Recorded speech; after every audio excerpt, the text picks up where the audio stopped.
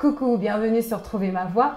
Aujourd'hui, je suis avec une invitée spéciale, une personne que j'ai rencontrée depuis peu, mais que je considère comme une amie. Ce que j'aime avec ce que je fais, je rencontre des gens qui m'inspirent chaque jour. Et aujourd'hui, c'est un privilège de l'avoir chez moi.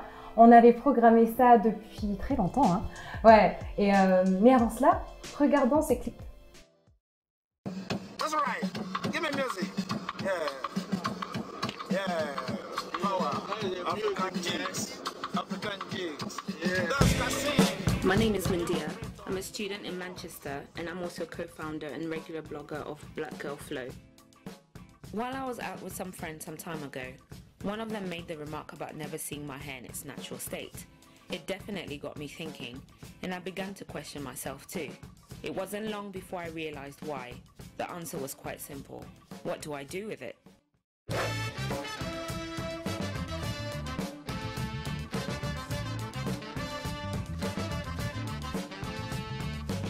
For as long as I can remember, my hair routine has consisted of buying extensions to weave in big bouncy curls, bobs with bangs, or to have braids down to my hips.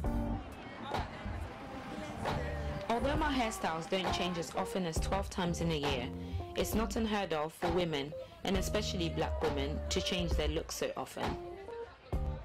Many say it's all in the name of versatility, and others commonly use the excuse or reason that black people's hair is too tough to manage. Is it though? Merci Cynthia d'être ici. Merci de me recevoir. Ouais, c'est vraiment un grand plaisir de t'avoir ici enfin. Merci, pareil. Ouais. Je sais qu'on en avait parlé il y a des jours, des mois. Dieu seul sait. Bon alors, bien avant qu'on entre dans le bain de la conversation, dis-moi, y a-t-il une citation ou un proverbe, quelque chose qui te pousse à tenir et à te lever chaque matin en disant « je vais me battre ». Alors, c'est une citation que je connais en anglais. D'accord, c'est bon, vas-y. C'est un passage biblique, mais pourtant, je ne suis pas quelqu'un de très religieuse, mais j'aime bien quand on dit « God's timing is always right ». God's timing is always right. Voilà. Ouais, donc je me dis le temps de Dieu est toujours le bon. Je crois qu'on peut traduire comme ça, mais ouais. Vraiment, ce que ça veut dire, c'est qu'il n'y a rien qui arrive à toi que tu ne peux pas gérer. Exact. Ouais. Et ça, ouais, God's timing is the right timing. Ouais. Yeah, nice. Alors, on vient de regarder un petit clip. Parle-nous de ce clip et de ce que tu as fait et de ce que tu fais en fait. Alors, comment tout a commencé? Ouais. Kikini ou the King, c'est mon premier documentaire. D'accord. Même si c'est quelque chose que je ne fais plus vraiment aujourd'hui, mais en fait, j'ai étudié en Angleterre. D'accord. J'y suis restée 6 ans, 7 ans. Et en fait, j'ai étudié la communication. Et quand j'étais en communication en 3e année, j'ai dû faire un documentaire. Et en fait, le sujet était libre. En fait, c'est plus pour nous de voir si on arrivait à entreprendre un projet, le terminer soi-même. D'accord. Et comme ce n'était pas une école de cinéma, il n'y avait pas beaucoup d'attentes. Ouais. Et moi, je me suis prise au jeu. Je me suis dit, je vais faire un sujet qui m'intéresse réellement. Ouais. Donc, les cheveux afro. Oui. Et puis, et en fait, merci. Ouais. Et en fait, à ma plus grande surprise, j'ai eu la meilleure note de ma classe, j'ai eu un prix. Et en fait, suite à ça, j'ai été contactée pour faire des projections. Donc, ça a commencé en Angleterre où j'habitais. Et après, c'était un peu dans quelques villes en Angleterre. Puis en fait, après, j'ai pu en faire au Canada, aux États-Unis, à Paris, en Allemagne. Au total, il y a eu 11 pays. Et on a rajouté des sous-titres en français et en allemand. Ouais. Et en soi, ce n'était pas des festivals, si tu veux. C'était parce qu'à ce moment-là, on faisait beaucoup d'événements autour du cheveu crépus. Oui. Et c'était nouveau à ce moment-là. Et je pense que c'est comme ça où c'était un peu du coup, le timing était bon. Oui, était vraiment bon. Mais franchement, pour n'avoir jamais fait ça avant, ça a été un projet hyper important pour moi, en fait, parce que c'est sur 2 ans où j'ai pu voyager pour assister à ces projections. Alors, pas partout. C'est toujours proche de là où j'habitais, mais quand même. Et en fait, j'aurais appris beaucoup. Parce qu'en fait, en faisant ce projet, j'ai fait alors vraiment beaucoup d'erreurs. Parce que là, maintenant, quand je regarde, c'est il y a 10 ans que j'ai commencé à filmer. La première projection, c'était en juin 2012. Et j'avais commencé à filmer en septembre-octobre 2011. D'accord. Et j'avais là où j'ai acheté ma première caméra et je ne savais pas du tout comment l'utiliser. Donc forcément, maintenant, quand je regarde, je me dis, ouais, non, là, ça ne va pas. Et même, tu vois, ne serait-ce que comment tu abordes les gens pour faire partie d'un projet. C'est des gens qui ont des sociétés, c'est des gens qui travaillent. Comment tu prends leur temps pour ton projet qui est à toi, où ils n'y gagnent rien. Comment tu collabores avec des gens. Comment tu organises des projections. Tu vois, moi, plusieurs fois, ça m'est arrivé de dire que je voulais que ce soit des projections. Je ne voulais pas gagner de l'argent dessus parce que c'était la première question qu'on me posait. Parce que c'était un projet d'étudiant. Parce que les gens qui m'avaient aidé ne m'avaient pas demandé de l'argent. Voilà, ils ne m'avaient pas demandé d'argent non plus. Et du coup, je trouvais que ce n'était pas juste. Et voilà. Mais sauf que quand je disais non, je n'ai pas besoin d'argent, ça n'empêchait pas en fait, les organisateurs, par exemple, de faire payer l'entrée. Et des fois, il y a des montants qui ont été élevés alors que c'était un projet que j'ai filmé toute seule, j'ai monté toute seule. Et pour la qualité de ce que c'était au bout, tu vois, je trouvais que le prix, ça correspondait pas. Et même, je trouvais qu'il y avait un manque d'éthique. Enfin bref. Et du coup, ça m'a permis de beaucoup apprendre, mais surtout, c'est là où je me suis rendu compte de type de sujet que j'aimerais traiter. Et à ce moment-là, pour moi, c'était clair. Je voulais vraiment faire du documentaire ou du storytelling autour de la communauté noire, étant une minorité toute ma vie en Europe, ayant grandi en Suisse, ayant passé quelques années en Angleterre. C'est quelque chose que j'avais envie de faire. Et en fait, ce documentaire aura donné l'idée à mon père plutôt que je fasse mon master en réalisation de documentaire. J'aurais pas osé même dire ça. Et pourtant, mon père, c'est pas du tout ce qu'il a fait. Mais il s'est dit, ah, si tu as eu un prix, si ça a bien passé et les gens viennent pas pour toi, pourquoi pas faire un master là-dedans? C'est ce que j'ai fait. Et là encore, tu vois, je vais faire des documentaires pour avoir des points. Et le dernier documentaire que je vais faire, c'est un documentaire de 25 minutes.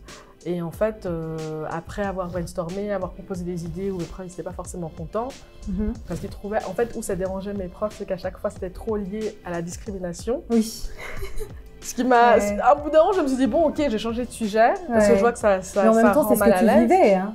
Oui, après, peut-être pas de la même manière que mes parents quand ils sont arrivés dans les années 70, les années 80, mais quand même, c'est quelque chose que tu vis, c'est une réalité. Et puis, mais je m'étais dit, pourquoi pas avoir ce challenge-là? Au fond, est-ce que c'est vraiment le type d'histoire que j'ai continué envie de raconter? Et en fait, à ce moment-là, je commençais à avoir des Rwandais que je connaissais de vacances qui rentraient au Rwanda, et pour moi ça j'avais jamais vu avant en fait. J'avais jamais pensé que des Rwandais comme moi, qui sont nés en Occident comme moi, puissent avoir leur place au Rwanda et parfois faire des métiers dont je n'aurais jamais pensé, surtout dans les industries créatives. Et c'est là où ça m'a donné l'idée en fait de faire un documentaire sur le retour de la diaspora. Alors moi ce qui m'intéressait c'était en Afrique de manière générale pour des raisons budgétaire, il fallait que je me concentre sur un pays. Et c'est ça que j'ai fait, c'est ça que j'ai présenté en classe. Et c'est comme ça que je suis venue au Rwanda. Et je suis venue au Rwanda pendant 2 mois, j'ai filmé pendant 2 mois. Je me suis rendu compte que ce n'était pas assez. Donc j'ai quand même rendu quelque chose à l'ENI pour avoir mes points. Mais après, 4 mois plus tard, je reviens et j'aimerais terminer ce projet. Alors en 2021, je ne l'ai pas fini, j'aimerais le terminer, mais il y a eu beaucoup de choses qui sont passées. Alors, c'est comme ça que tu es revenue au Rwanda? C'est comme ça que j'ai... Voilà, à la base... Je dirais même pas revenir, c'est comme ça que tu es venue. Je suis venue m'installer, Mais c'est ce projet qui m'a amenée au Rwanda. Ah, d'accord. Voilà. J'ai eu la chance de pouvoir participer à un fellowship pour créateurs de contenu qui était payé. Donc, j'étais payée pour le contenu que je créais. Donc, ça c'était pendant 6 mois. Et donc, en fait, ça a été une bonne transition. Et ça a été une bonne transition pour continuer, pour reprendre le travail en tant que freelance. Mais en soi, même s'il y a eu toutes ces opportunités qui sont venues à moi. À chaque fois que tu attendais est-ce que ça va venir, ça va pas venir. Voilà, quand tu es en freelance, quand tu n'as pas un salaire fixe, tu sais pas trop en fait, tu es en roue libre. Et du coup, c'est vrai que quand je parle de ce que j'ai pu faire au Rwanda, de mon parcours, je parle pas forcément d'Aristide, alors que vraiment, si j'ai pu... Il a joué un grand rôle. Voilà, si j'ai pu rester, c'est vraiment parce qu'il a été là. Ça a été un soutien moral important. Et sincèrement, quand tu te retrouves à partager des factures, ben, ça fait une différence. Après, j'ai beaucoup d'amour pour Aristide, c'est pas ça, c'est juste que franchement, en tant que freelance, tu peux vraiment avoir des soucis financiers vraiment importants. Et donc voilà, c'est bien de reconnaître d'ailleurs cela. Hein. Je pense que c'est pas tout le monde qui peut vraiment reconnaître cela, genre de vive voix. Alors merci Aristide. Oui, mais après, même dans ce que j'ai fait, si tu veux, je suis très contente de ce que j'ai pu accomplir pendant ces 6-7 dernières années. Quand on me demande, en fait, par rapport à mon parcours au Rwanda, ce que j'ai pu faire, je suis très contente de ce que j'ai pu accomplir ces 6-7 dernières années. Après, il y a des moments dans le coulisses qu'on ne voit pas forcément. Il y a bien des moments où je me suis bien plantée. Et en fait, quand tu es à ton compte, quand tu te plantes, ça peut être violent, en fait. Tu peux travailler à perte.